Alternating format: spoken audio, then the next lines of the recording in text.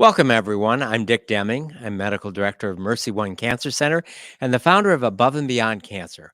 Welcome to our weekly cancer education series. And my guest tonight is me. uh, Unfortunately, the scheduled guest tonight, one of our breast surgeons, is ill and isn't able to be here. So you've got me tonight. And I thought what we would do. So, for those of you who are attending live, you know what day this is. But anyone who's watching this on demand in the future, today is December 20th. 2023, and tomorrow is the shortest day of the year. So as we're approaching the end of the year, I thought we would reflect on a few things about meaning and purpose and the end of the year and, coming up with New Year's resolutions. This year, I had the opportunity at our national ASTRO meeting, the American Society for Therapeutic Radiation Oncology in San Diego, to be part of a panel talking about narrative medicine and the power of storytelling. And my part on that panel discussion was talking about empowering patients to find their own voice through writing and storytelling. And I'm going to share with you three pieces of writing that were done by patients. One is a bit of poetry, one is some prose, and one is lyrics of a song. Narrative medicine is a way of practicing medicine that encourages patients to talk. So you may not know, but studies have shown that when a doctor and a patient are in the room together, the patient typically gets to speak for an average of 23 seconds before the patient is interrupted by the doctor. Narrative medicine is quite the opposite. It is not only allowing, but encouraging patients to tell their story, not just the symptoms of their cancer, but tell their story of who they are, how they got to be who they are, what's important. Everybody has a story to tell. The act of telling a story can be therapeutic. The act of telling a story to an active, empathetic, compassionate listener can be really healing. So I have been practicing narrative medicine long before I knew it had a title. Whenever I meet a patient for the very first time, typically I've already studied up on them. I know about their cancer, but I don't know about them. And so a typical conversation would be, where are you from? And if they go, well, that's a long story, then we get a little bit more specific, like where were you born? Where did you go to high school? And then we learn a little bit about each other. And questions might also include, what was your claim to fame in high school? Um, and that often sets us off on a long conversation that allows them to kind of tell their story from high school to where we are today. And we might spend 10, 15 minutes on that part of their story before we even get into talking about their cancer diagnosis. Um, Through the Cancer Center and through Above and Beyond Cancer, we have been encouraging patients to write. Every Above and Beyond Cancer journey, we take along with us or we have a Drake writing professor work with our patients to actually write their own stories, or a reflection, what we would call creative nonfiction, something related to the journey that they're going to be on and how that journey might interact with memories of the past. But before we go, we actually learn what are some of the important things that you want to include in a piece of writing that makes the writing interesting, not only to you, the writer, but to an audience. So, there's one thing that's journaling or diary writing that is just intended for yourself. but we are interested in helping patients write something that might be of interest to a broader population. And what we learn is that writing that you want someone else to get enjoyment out of includes in all of the five senses. So when you know that you, at the end of your journey, might be writing a reflection or a piece of creative nonfiction that includes the senses, it actually encourages you as you go through your day on a hike or a journey or a climb is to pay attention to those five senses, to listen, to feel, to smell, to taste, to see, and to make note of those, so that when you might sit down at the end of the day to make some notes that might be included in something you're going to write, you actually include those points. And by going through your day, paying attention and looking for those, you're more likely to remember them at the end of the day. I want to share with you three pieces of writing that are done by patients. And the first one we're going to do is a piece of poetry that was written by a breast cancer survivor. This breast cancer survivor wrote this piece about the day after she got out of the hospital, having had bilateral mastectomies. And the cancer survivor and poet is Karen Miriam Goldberg. And this is a poem entitled Lilac. The day after they cut my breasts off, just home from the hospital, not even napping or talking on the phone yet, that day, I walked on my own two legs down the dirt road over the slope of loose rocks, cradling as I walked the broken body, the large orange-handled clippers, the big wind holding me, the man I loved behind me getting ready to start his car to come and get me. That day, beginning the healing from all of it, unslashed from the expectation of what knife or infusion comes next, was the day that I made my way to my mother-in-law's old-fashioned dark purple lilac bush, and reached against the tightness of gauze and paper tape, against the odd sensation of parts removed and scars just making themselves, against my sore arms, reaching toward their old strength, to gather and hold, to cut and cut and cut all I could fill my arms with, all the dark purple, alive with death and birth, loss and blossom, and the white ones too. My arms filling with the explosion of lilac, my life filling with wind and weight of branches, all of it against, upon my open chest, all of it ready to be carried into the next life that starts right now. Lilac by Karen Miriam Goldberg. And I hope you could, sense the senses, the feeling, the vision, the loose rocks under the foot. It's beautiful. And to think that something, that beautiful, that impactful wouldn't have happened without cancer. So that's one example of writing and how encouraging writing can be a healing experience, not only for Karen, but for the audience as well. The next piece of writing would be nonfiction, prose, and it is what we would call creative nonfiction. And this is by Dave Bartimas. Deacon Dave. Dave was a deacon in the Catholic Church. Dave was on our very first climb of Mount Kilimanjaro back in 2012. He was 72 years old at the time. And Dave at that time had incurable prostate cancer. He was on the journey, and that journey continued with his prostate cancer.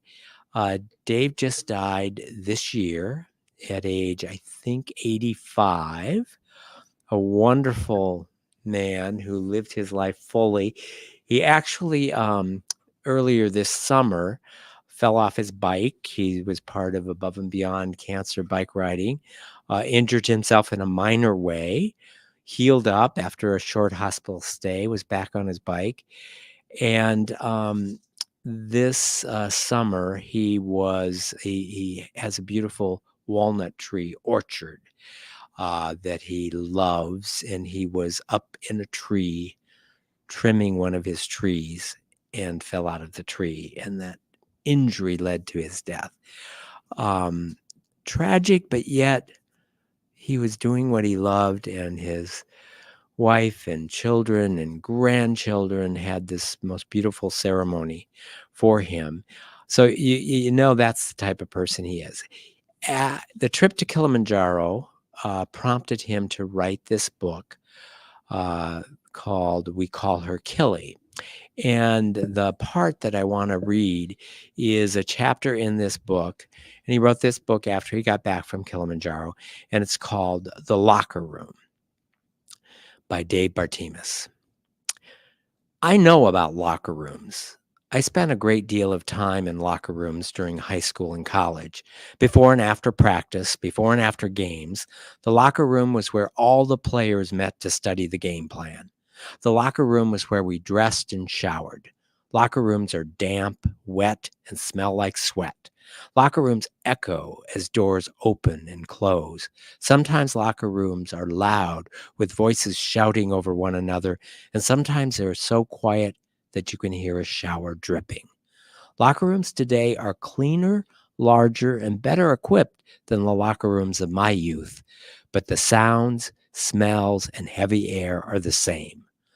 Another thing that has remained the same is that when you talk to another man in the locker room, you keep your eyes on the other man's eyes. If I know so much about locker rooms and about the men who frequent them, then why did I hesitate before entering the locker room on that day this past November? I know that men in locker rooms undress in plain view. I know that they walk to the showers naked as the day they were born, not nearly as pretty, but just as naked. I hesitated because I was afraid that they will know. I don't know how they will know, but somehow they will know. Someone will tell them that I'm part of that cancer group that's training to go to Kilimanjaro. Someone may notice that I slip a pad into my shorts while I'm dressing. I need the pad because I drip. And when I exert myself, I spurt urine uncontrollably. They will figure it out. They will know. Once in the locker room, I looked for an out-of-the-way place where I could put on my workout clothes. In short order, I found a changing room. It was also a changing room that hadn't been used for a while. Maintenance had yet to discover that the lights were all burned out, so I changed in the dark. That was okay by me because I didn't want anyone to know. I didn't want anyone to know because the pad I use is a feminine pad. I researched the project well. At first, I tried several of the pads in the male department. Too big, too bulky, not practical at all. My wife suggested that I try a small feminine pad. Good idea, I thought. So I slipped a package into the shopping cart and let her check out. The incontinence factor may seem like a small thing to some people. Some might think I should do what I need to do and just get on with it. I wish it was that simple. Incontinence can attack at any moment. All it takes is a move in the wrong direction. Sometimes sitting for a long period of time causes backup, and when you stand up, the security of the pad is demolished. I've had to race home to change clothes on many occasions. While the incontinence factor weighs every day, it is overshadowed by the impotence factor. While it's hard enough to admit incontinence, it's nigh on impossible to even mention impotence.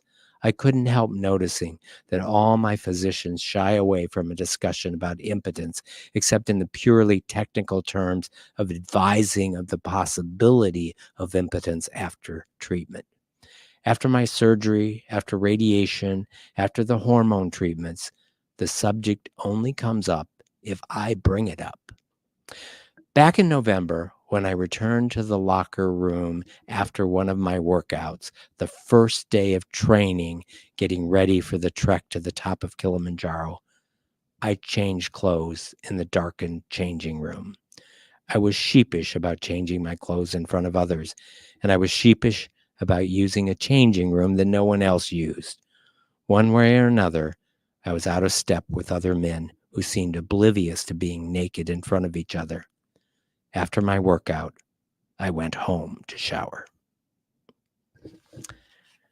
So, what a powerful piece of writing. I've had the opportunity, being a cancer doctor for nearly 40 years of taking care of many men with prostate cancer, and most men don't talk about it, and most doctors don't ask about it and don't talk about it. And I thought it was profound the way he wrote that. And again, who knows whether this story would have ever been told if it weren't for his training for Kilimanjaro and the involvement he's had with Above and Beyond Cancer.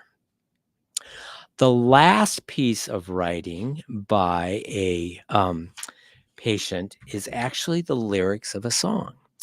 And this is another one of my many, many, many most favorite patients in the world. And this is a piece of writing by Justin Anderson. So Justin was with us from the very, very beginning of Above and Beyond Cancer. He was on the very first trip in 2011 to Everest Base Camp and was on very many other trips.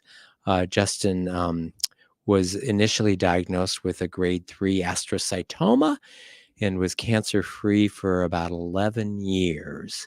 His cancer subsequently came back and transformed into a glioblastoma, and Justin died in 2022.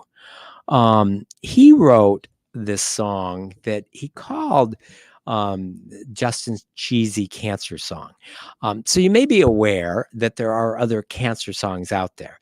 And before we share Justin's, did any of you, so we got a live studio audience, do you know the song by Tim McGraw called Live Like You Were Dying? Does anybody know that? So that's a country western song. So it's a great song. So Tug McGraw was a professional baseball player, and Tim McGraw is Tug's son. It's a longer story in that Tug and Tim's mom were never married, and it wasn't until Tim was an adult that he actually learned that Tug McGraw was actually his father. And Tug died of a glioblastoma. And Tim McGraw, professional country western singer, wrote this song. And you're fortunate that I'm not going to sing it for you. But the lyrics go like this. He said I was in my early 40s with a lot of life before me when a moment came that stopped me on a dime. I spent most of the next days looking at the x-rays and talking about the options and talking about sweet time. I asked him, when it sank in that this might really be the end, how's it hit you when you get that kind of news? Man, what do you do? And he said, I went skydiving. I went Rocky Mountain climbing. I went 2.7 seconds on a bull named Fu Manchu, and I loved deeper, and I spoke sweeter, and I gave forgiveness I'd been denying. And he said, someday, I hope you get the chance to live like you were dying. So that's kind of one of the cancer songs that's out there in the world by professional musicians. And Justin is a musician and a songwriter. And his song, which never really got a title better than Justin Anderson's cheesy cancer song, was similar to this living like you were dying. And it starts with finding out that you had cancer. And I'm going to play a recording of Justin singing. But when I recorded this, and this was recorded in a hospital in Africa where we were doing a humanitarian trip before climbing Mount Kilimanjaro in 2017, I didn't click the record button on my phone video until after the first verse was done. So I'm going to share the first verse with you by reading it, and then we'll join Justin on the second verse. So the first verse of his song is, "When the doctor looked me in the eyes and told me what it was, I knew right then my life would change. I had to fight for what it's worth. I got down on my knees and I asked God to lend a hand. Since I'm good with the man upstairs, it always helps me to say a prayer. Before I go anywhere, I gotta make amends. I got this girl to marry, and we already made the plans. Don't want to see the look in Dad's eyes if they tell him that it's the end. So, Mama, you don't gotta cry. Don't you know your only boy here is gonna fight? And if I go, I'm gonna go down swinging." Let's let Justin take it from here. I didn't actually know Tim McGraw's dad, but I did know Justin very well. So.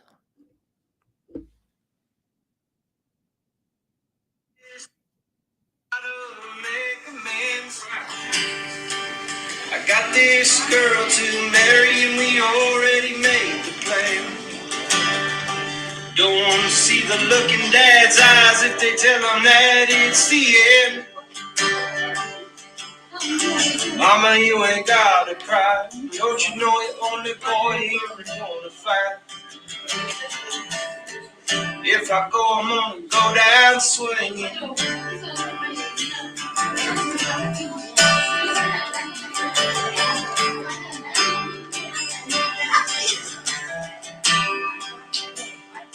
When I think about all the ones that I love, I take a stand and I make up my mind.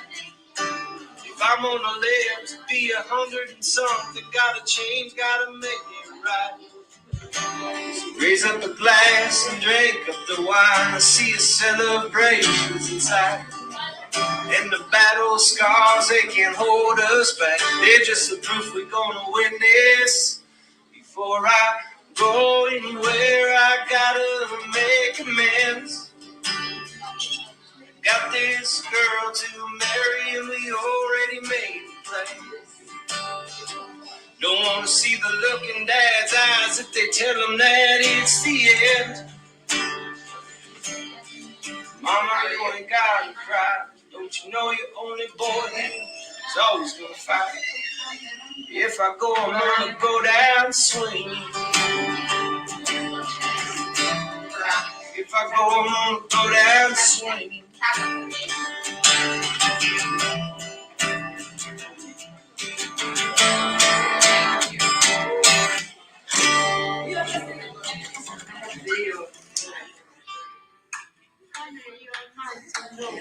What's that?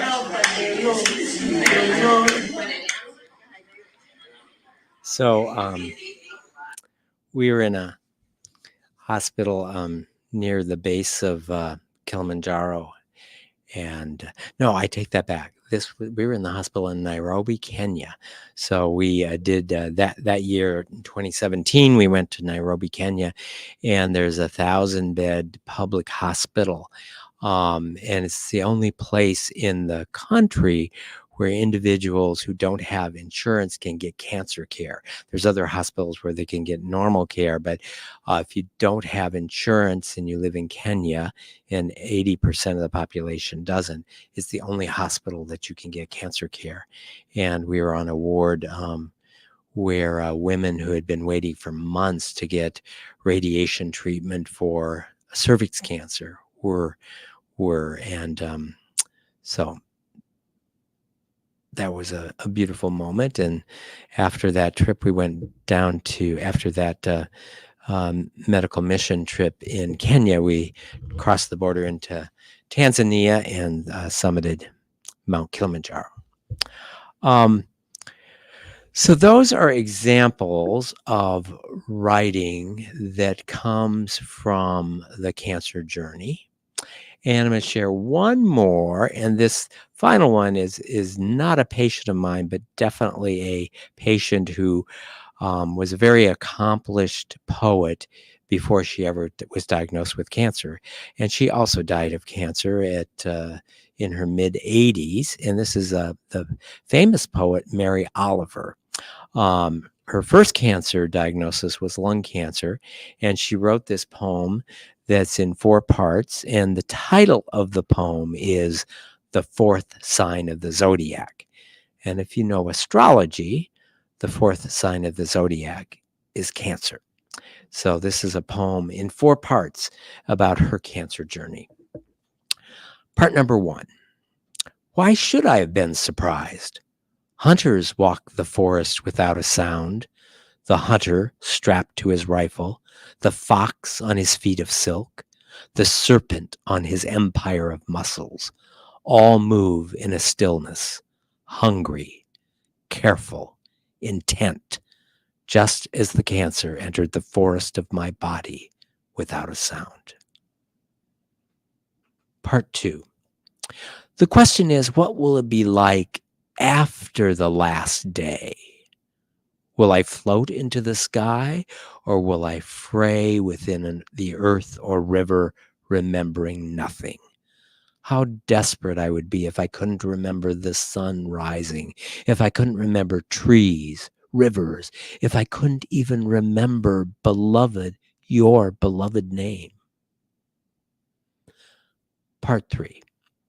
I know you never intended to be in this world, but you're in it all the same. So why not get started immediately? I mean, belonging to it. There's so much to admire, to weep over, to write music or poems about. Bless the feet that take you to and fro. Bless the eyes and the listening ears. Bless the tongue, the marvel of taste. Bless touching. You could live 100 years, it's happened, or not. I'm speaking from the fortunate platform of many years, none of which I think I've ever wasted. Do you need a prod? Do you need a little darkness to get you going? Let me be urgent as a knife then, and remind you of Keats, so single of a purpose, and thinking for a while he had a lifetime. Part 4. Late yesterday afternoon in the heat, all the fragile blue flowers in bloom in the shrubs in the yard next door had tumbled from the shrubs and lay wrinkled and fading in the grass. But this morning, the shrubs were full of the blue flowers again. There wasn't a single one on the grass. How, I wondered, did they roll back up to the branches, that fiercely wanting, as we all do, just a little more of life? Mary Oliver, The Fourth Sign of the Zodiac. So, the power of writing, and I've had the opportunity to do some writing as well. I'm not going to read any of that right now, but I would tell you that I think really good writing, whether it is poetry, prose, or lyrics to a poem, probably have their deepest emotional impact when it comes from something that is deeply understood. And part of what we do at the Mercy One Richard Deming Cancer Center is to encourage that sort of reflection and creativity, to provide the writer not only the healing and satisfaction that comes from this, but when written in a way with an external audience, can also provide great impact, emotional intensity, and I would say healing. Let me end with 2 more poems.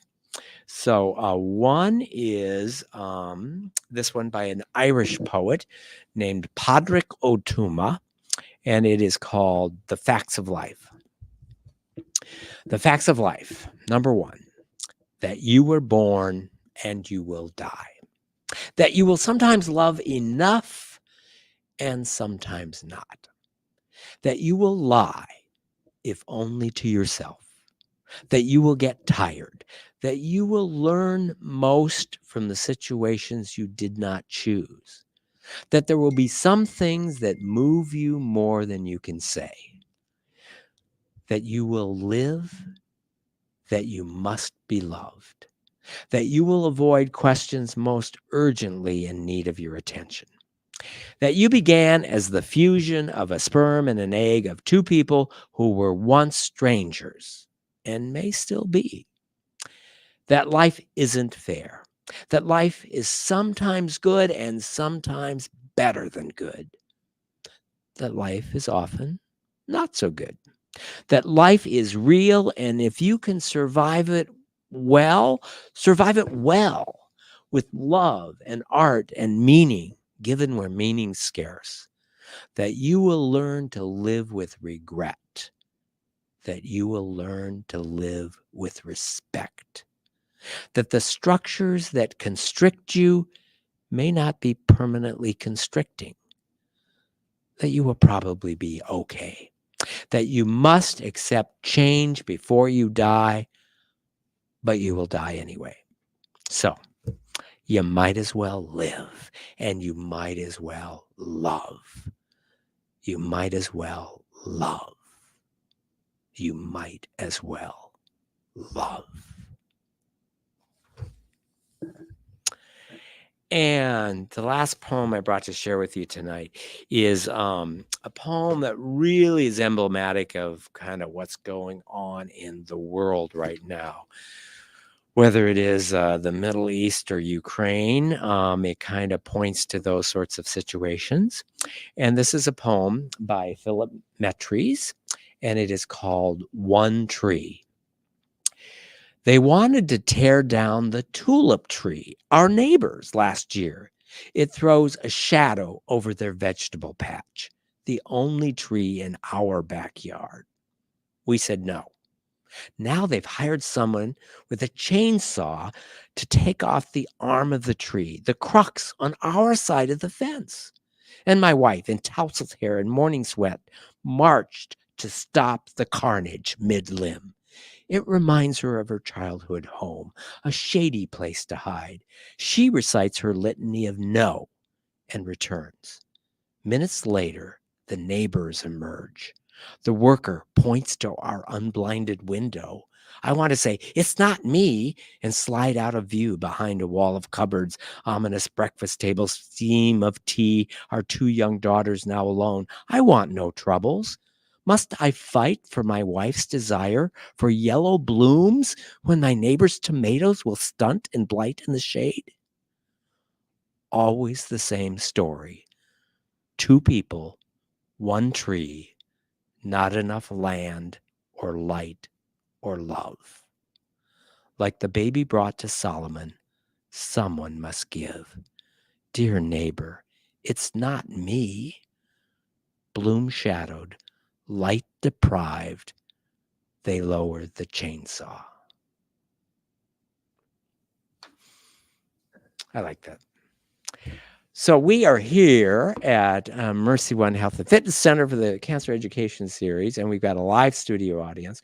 So I thought we would spend the next few minutes, maybe just questions, reflections. What do you want to talk about? What's some favorite poems or writings you have? Or maybe start off by, have you ever written a poem or an essay or a song? Or has your cancer journey prompted you to do that? Well, I am not referring to those. However, I've got a question about journaling. I know that's not for external, but a person journal, would that be part? It definitely is.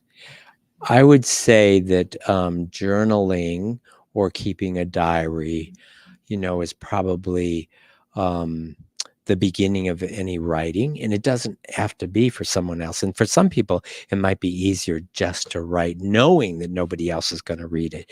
You don't have to worry about spelling or punctuation, or are you getting things right? And there's definitely studies that show that journaling is a healing activity, that it can help relieve stress and can help improve one's quality of life. And one aspect of journaling that is sometimes taught is gratitude journaling. So if you don't know what you want to write about, but one writing experience is at the end of the day, write 3 things that you're grateful for that took place at the day. And the act of writing it down every night will allow you to live the next day looking for those things that you're grateful for. Another writing experiment, and we do this on our journeys, at the end of supper in the tent before turning into bed, I asked individuals to think back on the day and tell me one thing that moved you during the day, one thing that surprised you during the day, and one thing that inspired you during the day. And again, as we do this night after night for maybe 10 days in a row, you live your next day looking for those things because it's going to be the tent conversation. Those things happen every day. Every day we experience something that surprises us, something that moves us, something that inspires us. And if you live your day knowing that at the end of the day you're going to write it down or you're going to tell somebody, you're more likely to experience those things as your day goes on rather than just let them go without registering.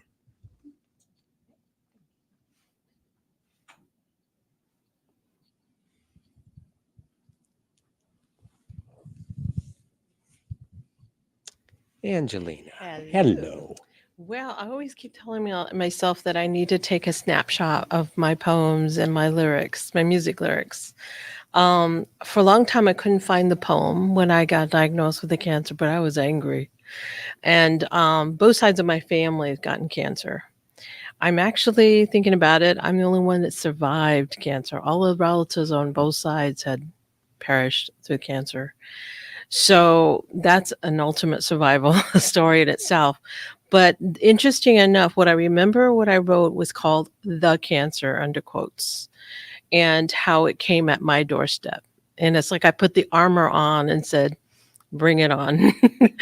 And even though I was diagnosed as stage 2B because it did go underneath my arm and I had 4 lymph nodes removed, but only had one of them had cancer. Um, it was still trying to survive going through the treatments, the chemo and then the radiation. And then I said, one thing that was missing going through chemo was that I needed a mantra. I would go on YouTube, listen to different songs just to keep my faith going. And we had a problem with the chemo.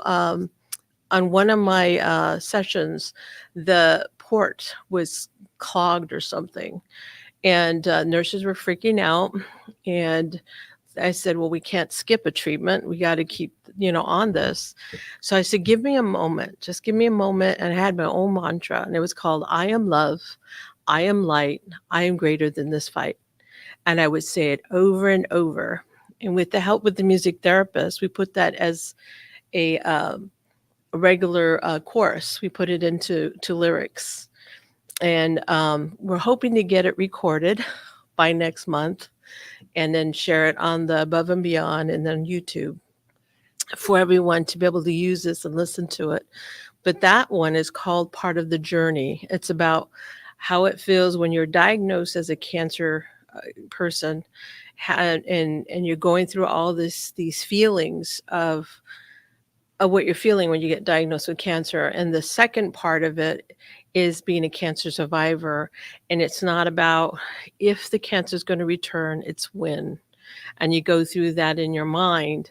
And so that song, why the reason I titled it Part of the Journey, even though it's my story, it's a shared story. I think that all cancers, patients or survivors can relate to in this song. So that one's a big one. And then I got inspired to uh, write two more songs. One is a faith based one, and that could be, there's no mention of God, but it's kind of a universal belief. George, do you want me Um, to turn the camera over there? oh, sure. It's a universal belief system that we all gravitate to, whatever you want to believe in.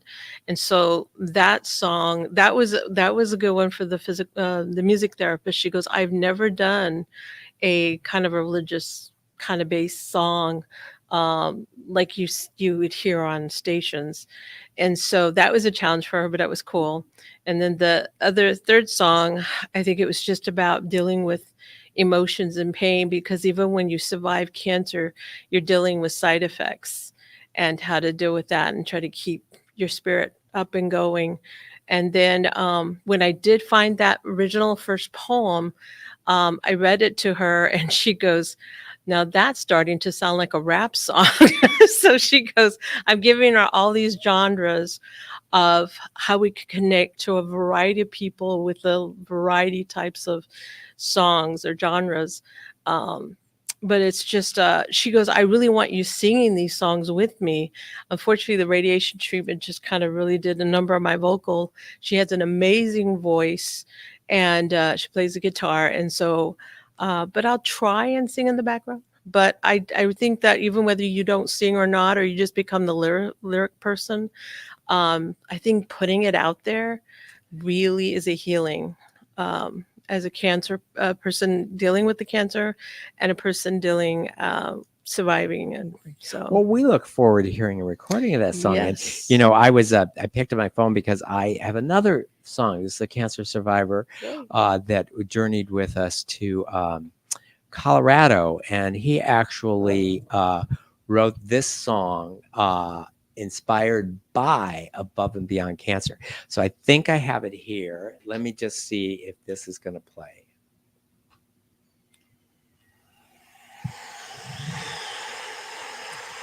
He happens to be a music producer and had it produced in Los Angeles.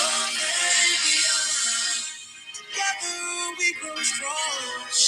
We go on and on and on and up and above and beyond. Why?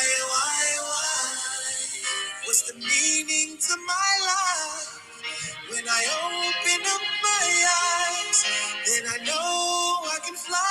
Above and beyond. Together we grow strong. We go on and on and on and up and above and beyond. Try. Sometimes it's hard to just get by. Still I strive to find my way to enjoy another glorious day.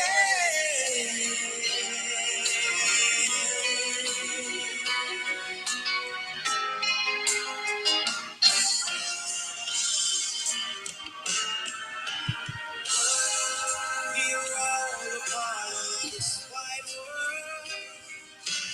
From the mountains to the sea. When we walk into the light of love, then we know that we are free. Above and beyond. Together we grow strong. We go on and on and on and on and above and beyond. Oh, above and beyond. Sometimes it feels like you can't go on.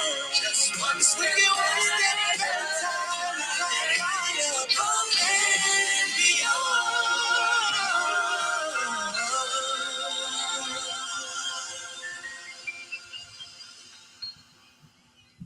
Awesome. So, Chris, help me with the name. Charlie, yes. Lust. Lussman. Charlie Lussman, yes. So I'm sorry, Charlie. Sorry. I couldn't think of your name right away. So that is he's he's still singing. So okay, here we go. There we go. Sorry about that. Charlie Lussman. So Charlie, yeah, had part of his jaw removed, a sarcoma and chemotherapy, and just but professional musician, and as part of paying back, he wrote this song, composed it, and then produced it. We'd requested Tina Turner, but it didn't work out. And then we were too late for Whitney Houston as well. So, but he did get some wonderful vocalists, and so that's just beautiful. But you don't have to be a professional musician. You probably have to be a professional musician to come up with that sort of a recording, but the actual writing of it. Anybody else have some writing experiences they want to talk about? We've got a couple of comments from viewers that I think you'll want to respond to, Doc. Tracy Austin has texted us and says, "Thank you, Dr. Deming, for loving everyone so much. We miss Justin every day." And then Susie Anderson is watching tonight. She says, "Miss my son number 2, Justin," from Susie, Susie Anderson. I missed you too. So Susie was my longtime administrative assistant, and she retired about 2 years ago, I think. I hope you're enjoying retirement with your Charlie. And yeah, thank you for watching. And yeah, Justin was an important person in all of our lives, and the fact that Susie and Justin shared the last name helped create an even stronger bond. Thank you. Yeah, so and those comments kind of take me to a question I had for you, just based on your experience, all this time that you've spent as a doctor with patients like this, and all the loss and longing that you've experienced and seen in your career. The question a lot of people have, I think, is how do you do it? I mean, how do doctors separate themselves from that and avoid mental breakdown? You know, I used to be a news reporter back in the day, and I could do it when I was younger. But I don't know. I got old, or I just got away from it. But I can't do it any longer. And talk about that sense of loss and longing as a physician. Yeah, I would say there's several ways to think about it. Number one, you can't be in an oncology profession unless you have an acceptance of mortality. And I would say deep down, it's an acceptance, a true acceptance of your own mortality. That part of the human experience is that you're going to die. I would say the second thing is that there's no such thing as compassion fatigue or running out of compassion, and that that being concerned about someone and caring about someone so deeply that you feel their loss emotionally is okay. But the third thing I would say is that you need to be mindful, meaning you need to be present in the moment. And in that moment, it may be emotionally sad and difficult. But when you walk out the door and you walk into the next patient's room, you got to be present with that patient. And that it's not disrespectful to compartmentalize your suffering, and that you suffer at the time it's appropriate to suffer, and then the next room you're totally present with the new patient and what their issues are. And it may be celebrating 10 years of survivorship, and yet you were present there. And that allowing yourself to experience the suffering and the joy increase the amplitude of one's own life and enriches your life. When you lose someone you love, and whether it is a patient or a family member, You honor them not by forever grieving, but by recognizing that we honor the person gone, by making sure that we live each day to the fullest and not let a single moment of our day go unlived. So I do think that you can honestly experience compassion and grief and joy with your patients without being forever locked into that feeling, because there is living your life here and now is the way to do it. But listening to Justin sing, it brings back memories. I choke up. And like with everyone, as time goes by, the memories, always bittersweet, have so much more sweetness than bitterness. And Justin's wife and his mother and his father and his whole family understand this true irony that the thing that took his life was also the thing that gave his life the most amplitude. And during his 12 years with Above and Beyond Cancer, his life was lived so fully in ways that might not have been the case without the cancer journey. So thanks for asking that, George. So I just want to end with recognizing that tomorrow, anybody know what tomorrow is?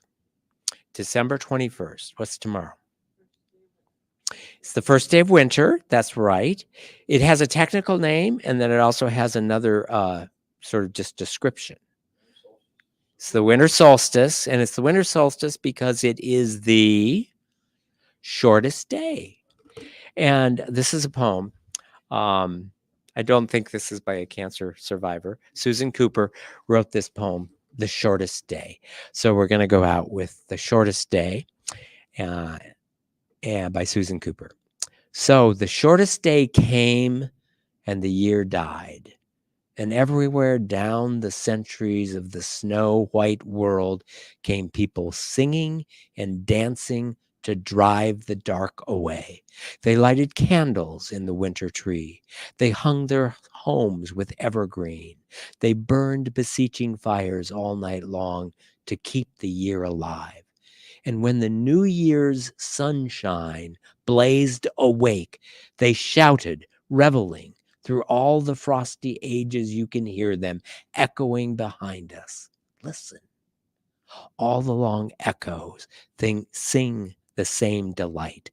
This shortest day, as promise wakens in the sleeping land, they carol, feast, give thanks, and dearly love their friends and hope for peace. And so do we, here, now, this year, and every year. Welcome, Yule.